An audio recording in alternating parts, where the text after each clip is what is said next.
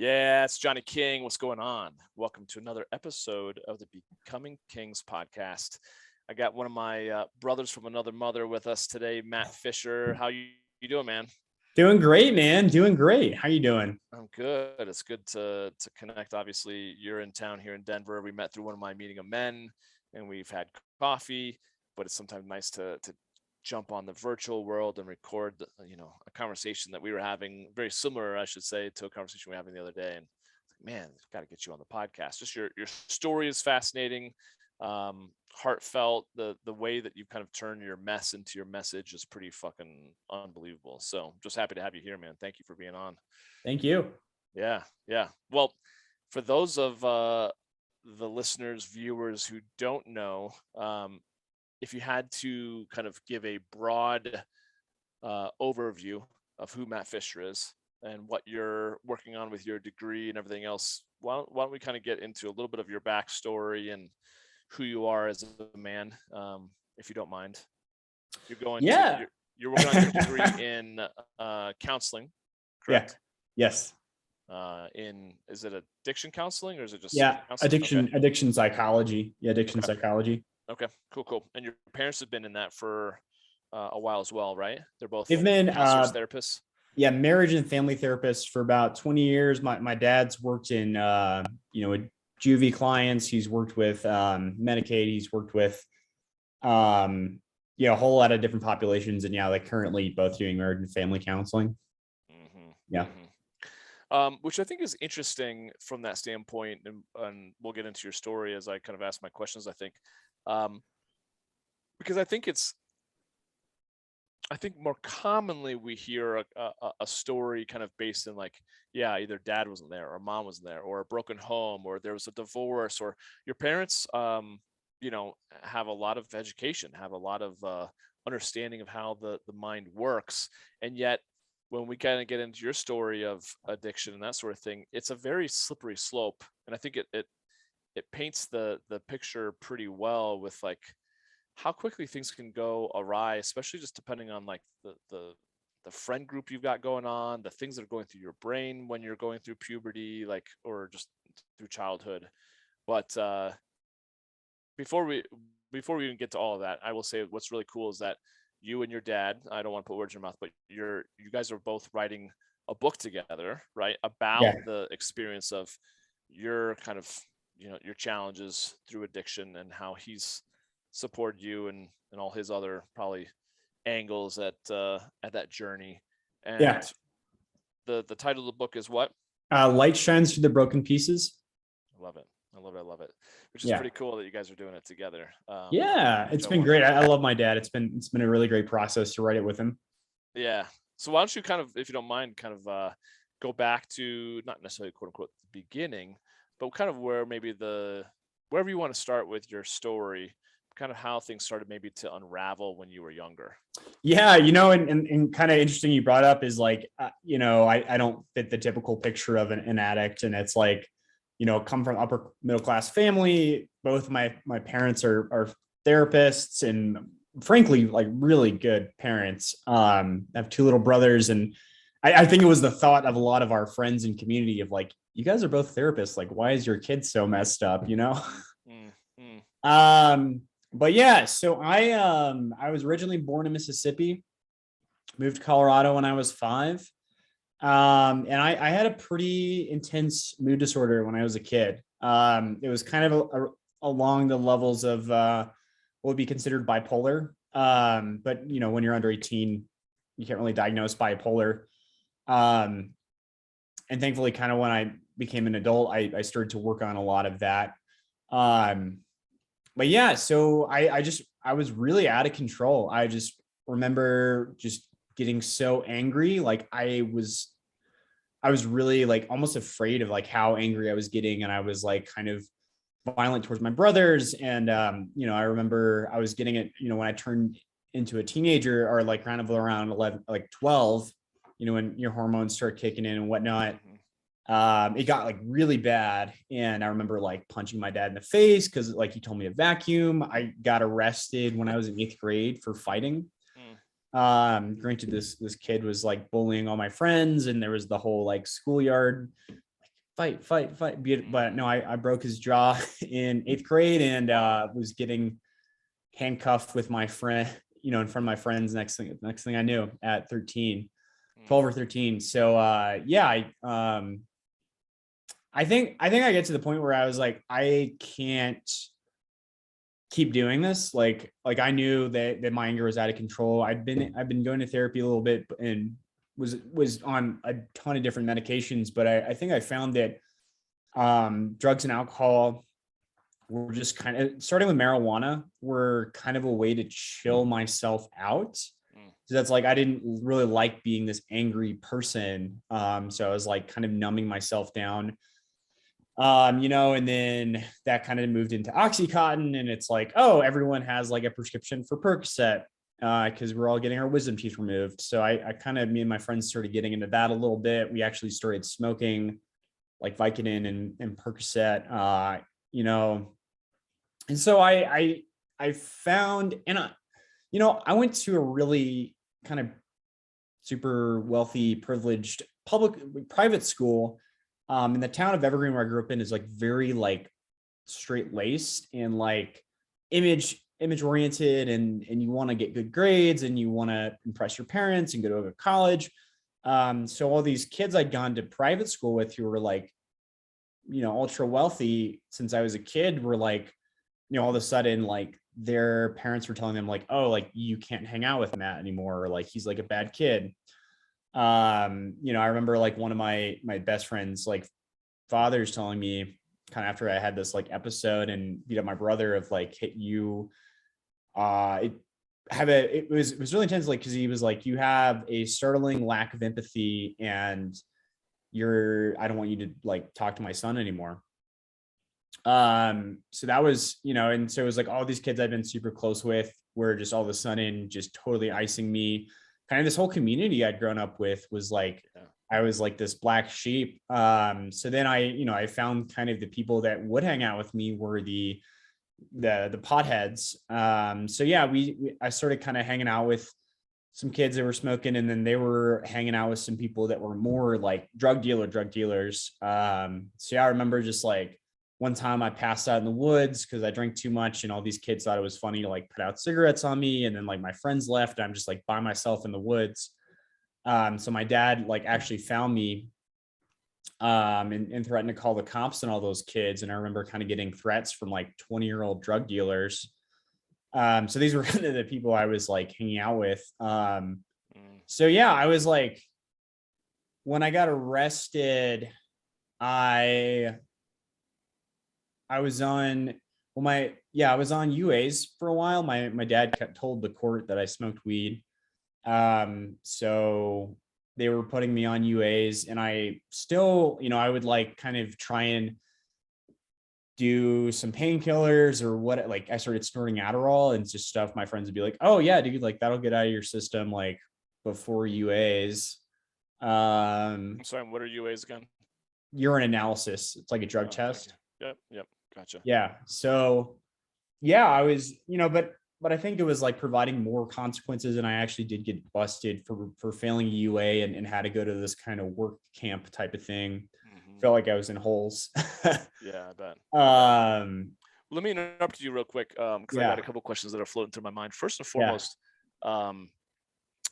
you said kind of at the beginning of your story there that when you're under 18, they don't necessarily kind of slap the label of like a bipolar disorder on you, right? Yeah. But do you feel like because I haven't had I have a couple of friends who have either are working through that themselves or have family members that have been diagnosed that way as adults, but do you feel like it's something that is it something that you can work through and kind of like, let's say, quote unquote, grow yourself out of, work yourself out of it? Or is it just kind of more of like a chemical imbalance? Because I don't know a whole lot about it, so I apologize for my ignorance, but yeah. Let me make a clarification on that. I think technically you can give a diagnosis to someone who's under 18, but it has like a huge stigma, as well as like it'll impact your insurance and stuff like that. So I think they try and avoid slapping that on someone just because there's a huge stigma. And like, like I have a friend who has bipolar, and that's impacted his ability to get insurance and all this stuff. So I think they were trying to avoid giving me that diagnosis. Gotcha. But as far as, so to your question of like, are there ways to manage that? Right. Yeah. Or it's almost like, not to make the comparison at all, but like, okay, once you're a sex offender, you're always a sex offender, So if you get diagnosed with bipolar disorder, are you always bipolar, or is it something that you can mitigate through medicine or through healing, or is it just something that you just have to work through? So, I mean, and I can only share through my personal experience. I have like a friend that has bipolar, that's on disability, and that's kind of like, impacting his ability to work, and it is more of a lifelong thing, although he is pretty manageable as long as he's on medication. But I've seen him kind of have different manic episodes. I still kind of experience mania sometimes. That's something I have to be careful with, especially when I'm under a lot of stress. And I personally am not, I try and avoid as much medication as possible. Yeah. I was kind of off for a long time, taking like a tiny dose of anti-anxiety medication. But I think, because when I was a kid, I was on 6 different medications, and it was like this fucking revolving door of like, oh, that does this to you, so we're gonna throw this at you, and then blah blah blah, and then I was like a zombie, right? So I personally found a lot of effectiveness in taking like, there's a supplement called True Hope, which is like a really a multivitamin targeted at mental health and like schizophrenia and bipolar. So like there's been a lot of amazing studies about how micronutrients can actually have a huge impact on mental health, mental illness. Yeah. Fish oil. And then, kind of moving into the rest of my story, after all of this bullshit with drugs and the legal system and whatnot, I was like, I feel like shit.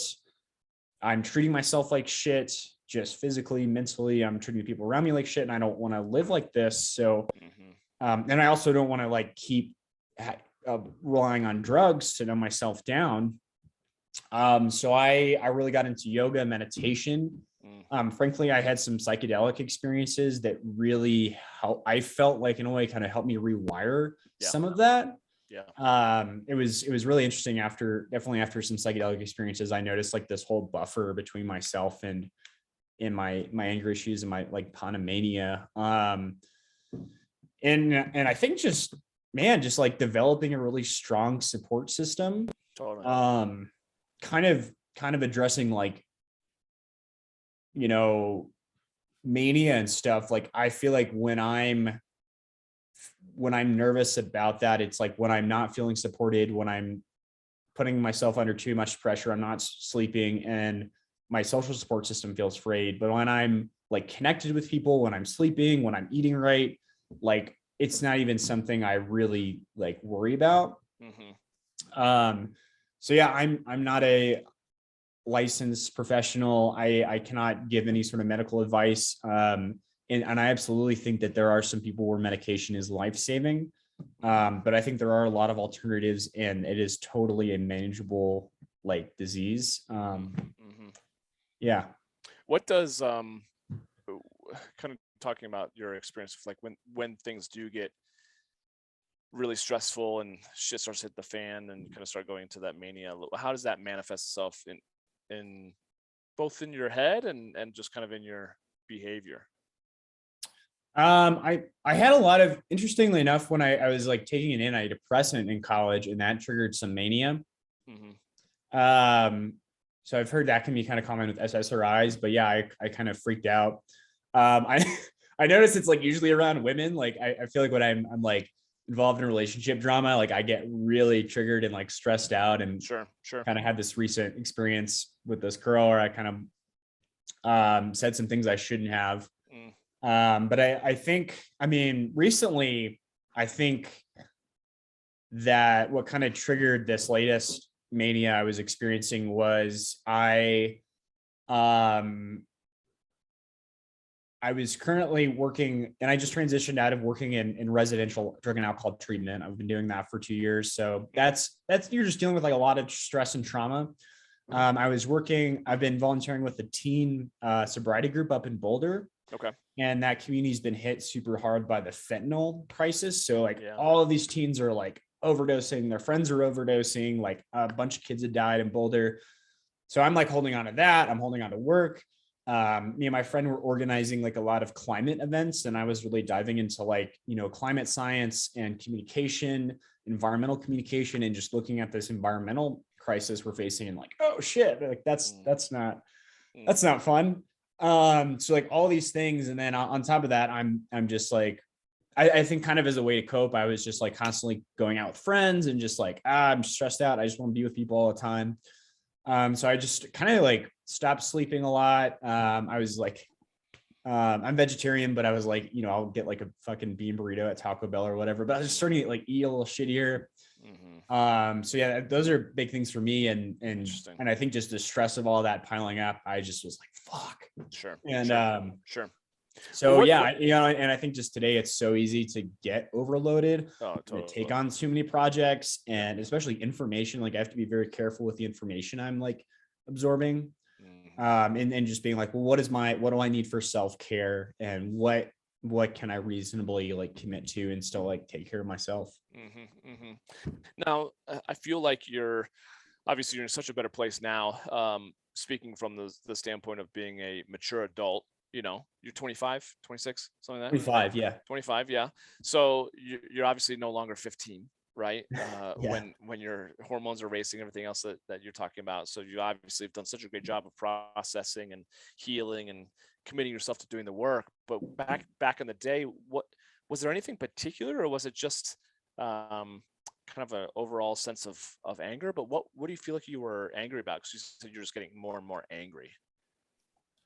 I think kind of like from the beginning, the major conflict was like, it sounds silly, but just with my brothers and getting attention. And they were twins. They're twins. They're super sweet. They're both 23. Yeah. But I had a lot of social struggles. I think it was interesting because I remember as a smaller kid in elementary school, like having like, more friends, but kind of as this anger stuff started to develop, I was like really pushing a lot of people away and my family. So I was like kind of going from this environment, especially in Mississippi, where I'm growing up with like my grandparents, my uncles, and all this whole community around me, and then moving to Colorado, and then just being this like really kind of angry kid. It was like, I feel like I was just kind of like making people nervous or whatever by having these outbursts, and like, a part of it just like felt very compulsive, of just like I couldn't handle like stress, or I couldn't handle like overstimulation, so I just kind of have these outbursts. But then it was like that leading to further isolation, and then also kind of feeling I was competing with my brothers for attention, and then they were kind of always like have friends over, they're doing their own thing, and then my friends like started wanting to hang out with them because they were cooler than me. And so that really like fueled a lot of isolation and just like more anger. And I was really angry at them. And I was like kind of beating them up all the time and just being a dick. So I would say isolation, and having worked in residential drug and alcohol treatment, I would say like the single largest fuel of addiction is disconnection and a lack of community. So I definitely saw that myself, of just like, I just don't know how to interact with people. And then that makes me scared, which makes me angry. And then I'm further pushing people away. And it's like this vicious cycle. Yep. Perpetual cycle, and kind of like a self-sabotaging pattern that you're in. And that kind of gets me to a question that kind of came up to me 10 minutes ago. And what you were saying, I can empathize.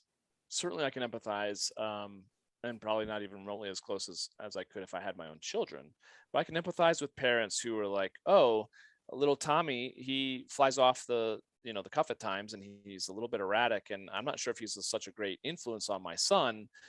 I'm gonna ask for, there to be a little separation between my child and him, right? as it Yeah. was in your situation. Um, but I kind of agree with you that like that only perpetuates potentially a worser environment for you, more and more isolated, more and more feeling like you're rejected by friends or society or whatever, which only makes things, it's like a snowball effect. Again, looking at it more from the viewpoint of uh, through the lens of being an adult, and maybe even a parent, because you're writing the book with your dad. What would be a better solution, rather than all the parents in the community and those that are around you are saying, hey kids, let's all step back away from Matt and just stay away from him because he's a danger. um, how could we potentially lean in more with love rather than lean out with fear? Does that make sense? Oh man, absolutely. And I will say, like, working in wilderness therapy with teens, working in Hmm. treatment with adults, like, I think we have such a culture of wanting to, like, sweep things under the rug and be like, all Yeah. right, like, my kid's struggling with an alcohol problem, so I'm going to go ship him off to boarding school, or I'm going to see if a therapist will fix them. And so we try and like compartmentalize and hide kind of all these struggles we're going through. Hmm. Um, so, and I think that just speaks to a wider culture of disconnection and of image, and not, wanting to present yourself a certain way and not wanting to look at things that are a little uglier, which I felt was like super heightened and evergreen. It was like very much like, if you're doing all the right things, if you're getting the grades, if you're whatever, then you have the support of everyone and it's a super tight knit community.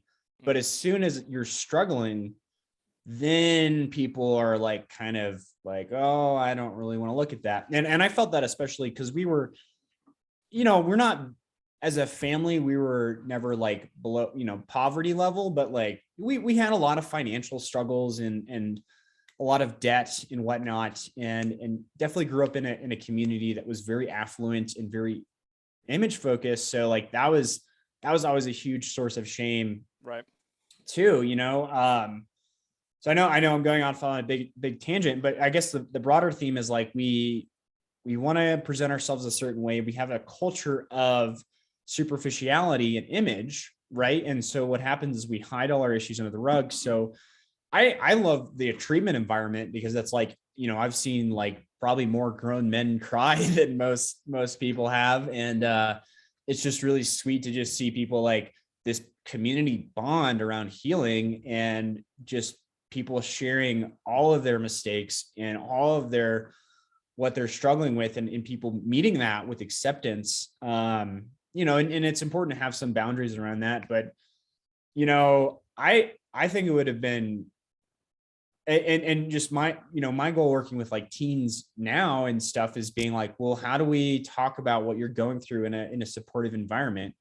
Hmm. And I think boundaries are a huge part of that. Like, it's not acceptable to let a kid get away with like violence or criminal behavior or drug abuse. And it's like, I think the other end of it is like, oh, I don't really want him to feel like rejected, so I'm not really going to like address these issues. But being like, well, I can keep you safe and I can keep the people around you safe, but we can also connect, like talk about what's going on.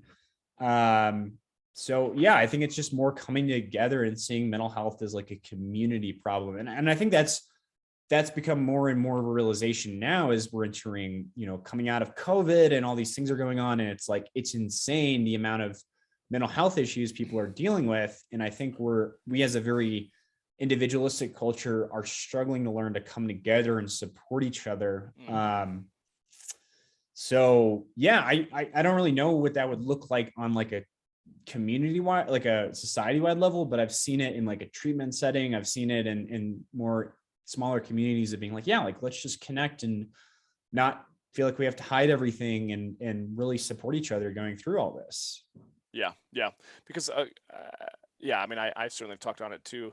Understand from like Brene Brown how shame just grows uh, uh, in a container of secrecy and isolation. And I think when you look again, I don't have all the statistics in front of me, but when you look at the vast majority of the mass shootings or the you know a lot of these are done by males who are in isolation, who are on pharmaceutical, you know, behavior altering medications, right? And they're just getting to the point where they're done, they're fed up, right? And they're hitting that kind of like uh, breaking point, right? And so I think there's something to be said about this conversation, which I'm glad we're having it. There's got to be other solutions uh, that are maybe more holistic or more community focused or more, let's just say, love focused, because what we are doing, uh, I don't know if it's really serving or helping um, in the long run. I'm not sure. I guess I'd pose the question to you: do you feel like, or what do you feel like needs to change in order to help so many, quite frankly, men, which is why I'm grateful you're on the podcast, because this is really kind of focused on men's health, to help guys who are struggling to come out and to talk about it, to ask for help, to um, maybe to work themselves off of medications that make them feel like they're always in a fog, or they're not in their own right mind. How do we start to make some of those changes? So this is a pretty freaking big question, of course, but any ideas along those lines? How do we change the world? How to change the world? Yeah. Yeah, I think I got a lot of insights working with men the last 2 years, because it was North Star Transitions. I worked at their men's treatment facility for drugs and alcohol. So I think there's a lot of cultural myths about what it means to be a man and masculinity that lead to a lot of these problems. And not to say that women don't suffer from mental health and addiction, but statistically, there's a lot more men that do. There's a lot more men that end up in prison. Yeah. I think about 93.1% of inmates are male in prison. So there's a crisis, right? I think men in this country are facing a pretty large crisis, and I think the roots of that are these stories and perceptions we're given about what it means to be a man from a very young age, right? So just things like, it's not okay to ask for help, or it's not okay to express affection, or it's not okay. I think you have the specter of, if you're not getting you're getting laid all the time and acting a certain way, then you're gay or you're a pussy or whatever. And we have these kind of socially enforced ideals. So when it ends up is you feel very isolated. You feel like your affection is very conditional on your performance in sports or what business or whatever arena. And I think it leads to a lot of feelings of isolation and, which can fuel addiction, depression, Totally. suicide. I mean, yeah, God, suicide. And I don't know the exact statistics, but it's far, if you're a man, you're far more likely to actually commit suicide. I think it's 6-1, Yeah. times more likely than women. Yeah. Yeah. So there's a great documentary called The Mask You Live In. Love it. Yep. I own it. Yeah. But it's just, I mean, you can go to any school or any sports team and you watch as boys reach a certain age, all this conditioning starts to to kick in, and it's interesting. My mom's best friend, she kind of knows a bit about what I've been going through, and her son's starting to face some similar issues. So she's like, you should come talk to my kid and be a positive role model. And so I'm just like hanging out with her and her 7-year-old playing Legos and just talking. But we were talking about how, as he is starting to get introduced to sports or to Nerf wars or to all, older boys, all of these thoughts kind of start to come up of it's not cool to have female friends, or it's not cool to be a mama's boy, or it's not cool to cry, just different things like that. And then I remember just being on the football team in 9th grade and just getting called a pussy, a faggot all the time, or just all this stuff, or every time I'd start hanging out with a new girl, my football coach would be like, "Will you bang her yet, dude?" I think we've all heard that, are you pussy whipped, or has she got your rocks in her purse? So I think the end result of that is that we feel that the only form of legitimate emotional intimacy and connection is with a female girlfriend or partner, your wife. So that puts like a ton of pressure on that relationship, not to mention like all of this sexual objectification. So I think that just like sets up men and women of just like on a lot of problems right from the get-go. Yeah. And then I think just really as humans, like we need like a whole support system. We're very like communal physical animals, like I feel like we need a lot of physical affection. There's been so many studies shown about like how even getting a hug like twice a day reduces cortisol and stress. But if you're kind of a typical straight man, there's for a while like there really aren't a whole lot of avenues for intimacy outside of a romantic relationship.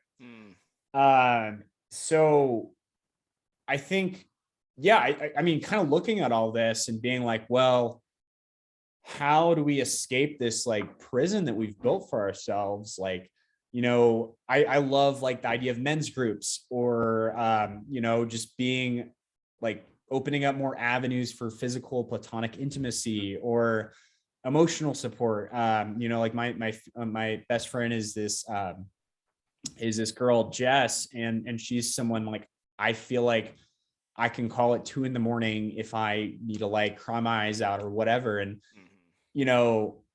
so many people, like so many men, like don't have those kinds of relationships. I feel very close with my parents. I feel I've got a lot of very healthy, close, like male and female friendships. So I think it's just recognizing that we need like a whole ecosystem of emotional support.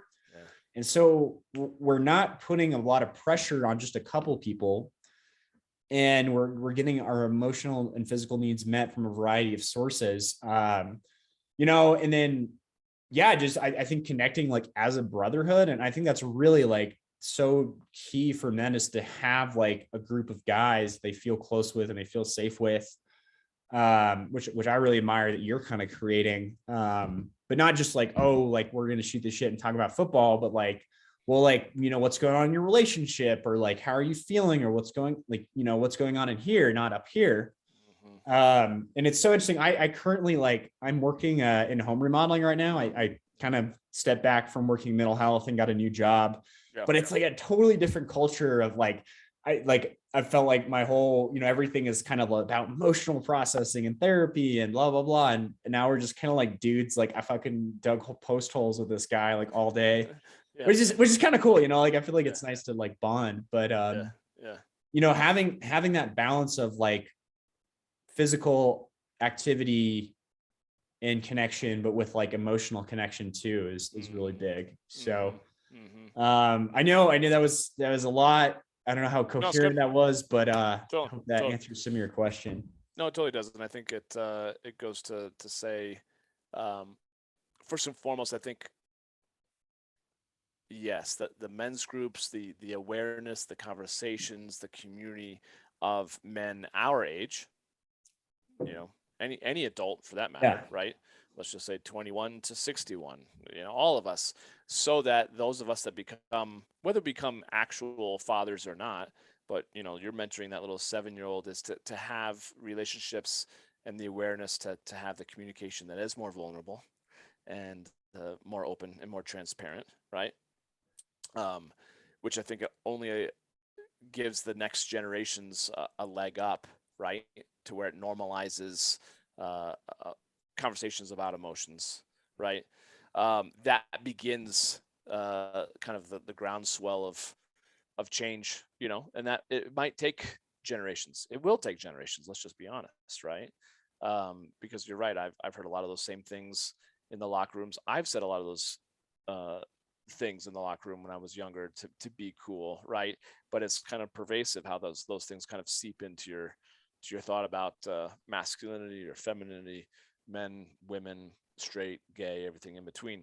And looking at my nieces and my nephews who are 13, 14, 15, 16 now, the things that they're up against, especially with social media and phones, the things that they're doing or conversations that are even coming up at the kitchen table are so vastly different than shit that was on my, radar when I was their age, right? Which is only probably 30 years ago, or less than 25 years ago. So it just goes to show how much the socio-political, everything else, other type of landscape changes, right? Along those lines, I think what you're saying too, it requires a greater level of commitment and intention towards having those conversations, those healthy conversations, um, to be a sounding board for the younger generations. Otherwise, we're leaving them out to dry, and they're only going to do the best they can with what they've got. And that certainly hasn't probably worked for many of us across the generations, right? So we've Yeah. got to give them the support and the tools and uh, better options than what we've been given maybe in the past, because it's not going to do well if we don't make some inroads on this stuff. So does that resonate at all for you? Oh yeah, it's an incredibly stressful time to be anybody, but yeah, especially to grow up. And um, I kind of help lead a church youth group on Sundays, and then Tuesdays I go to the teen sobriety group. But like, holy shit, like just the amount of anxiety, drug abuse, depression in kids nowadays is insane. And I have a hard time handling everything going on right now sometimes, and I think we're facing so many social, environmental and political crises all at once, that it's like we need new solutions, we need new ways of acting in the world. Yeah. And I think as a kid it is super overwhelming. So as adults, we kind of have to step up and be that support system and help move them through this, especially coming out of COVID.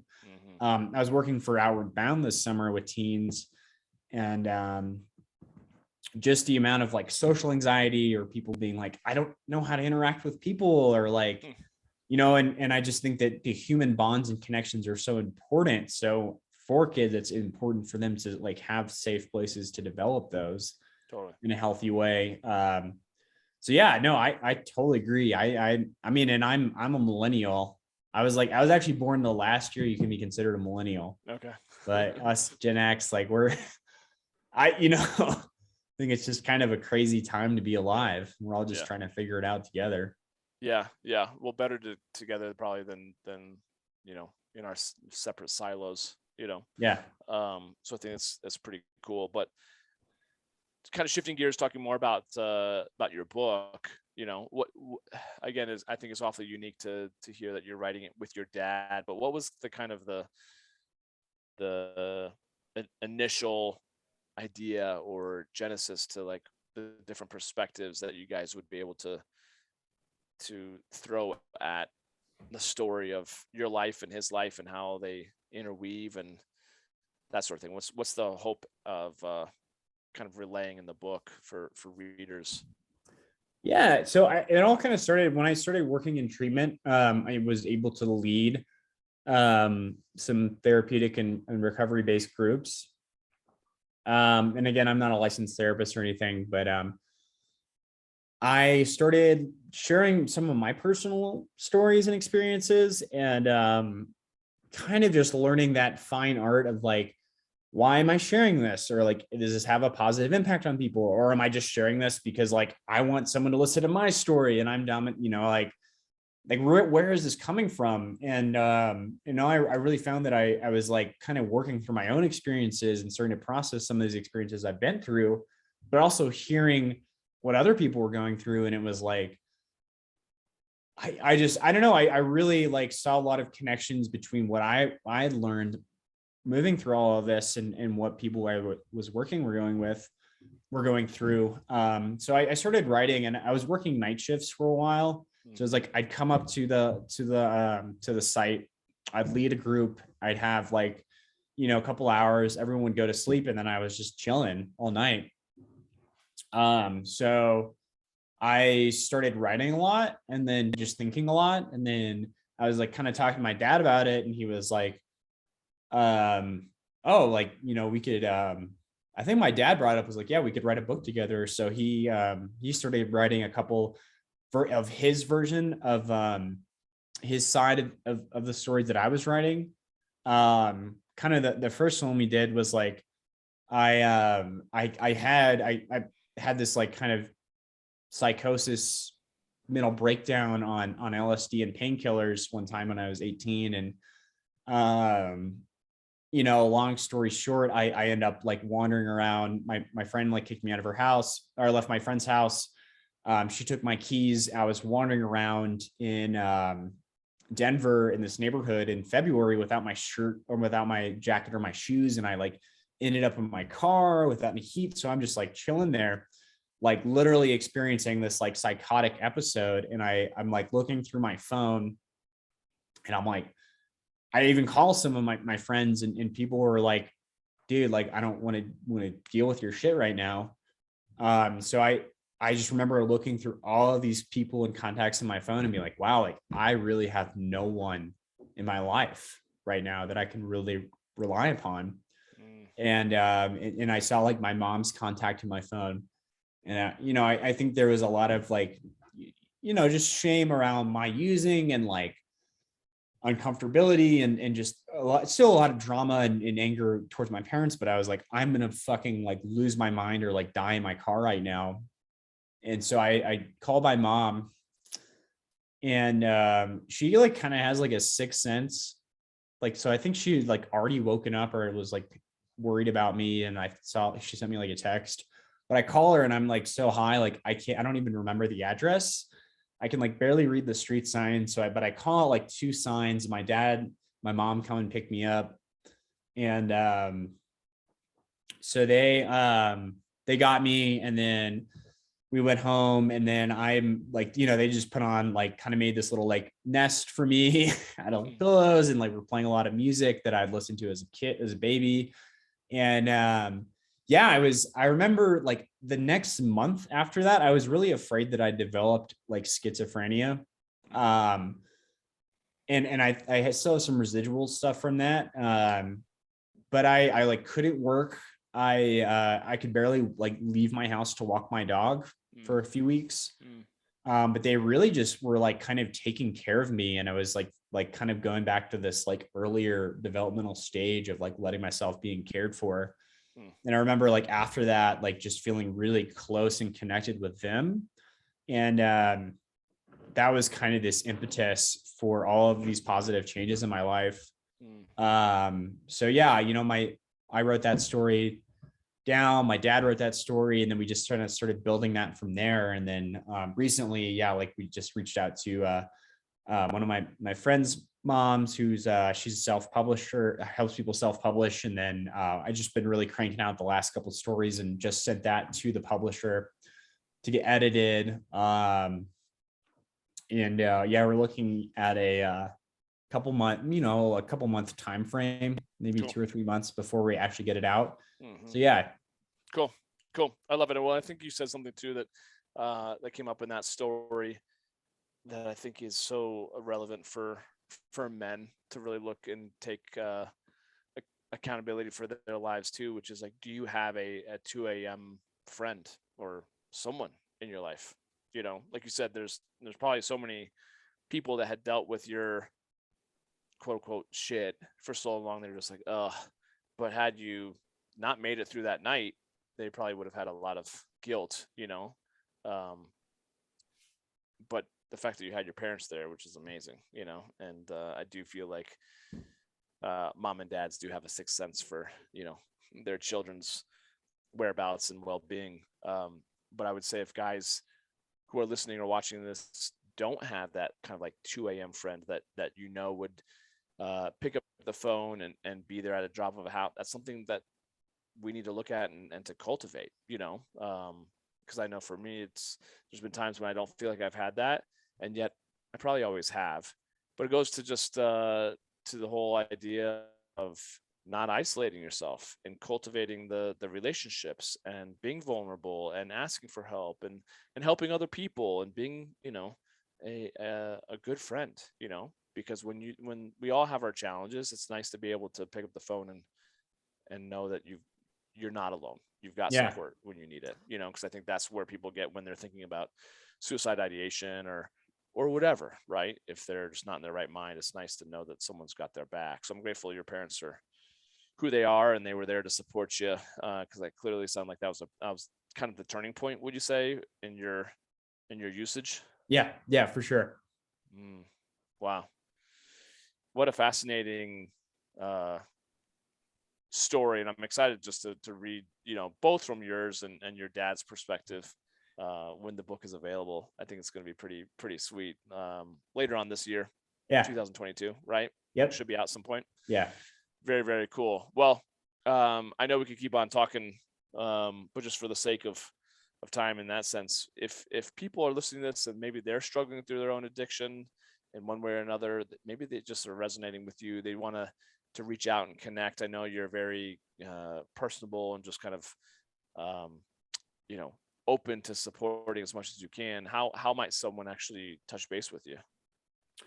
Yeah, totally. So I'm actually, before we started talking, I was putting together a web page Nice. for the book, but I'm kind of doing it through my dad's website. He has a site for his practice, and I'm kind of, I've led a couple events with him, so I'm kind of integrating into his practice. But if you go to centerpointfs.org, and then so there should be like a banner. And then if you click on the menu, there's like an upcoming book link. And then if you want to add me on Facebook, so I'm on Facebook as Matt Fish. My last name's Fisher, but I just kind of like was like, oh, I don't want like necessarily employers to be able to like always look me up, or I don't know, like I've been tagged in some questionable posts over the years and stuff, so I just chose Fish.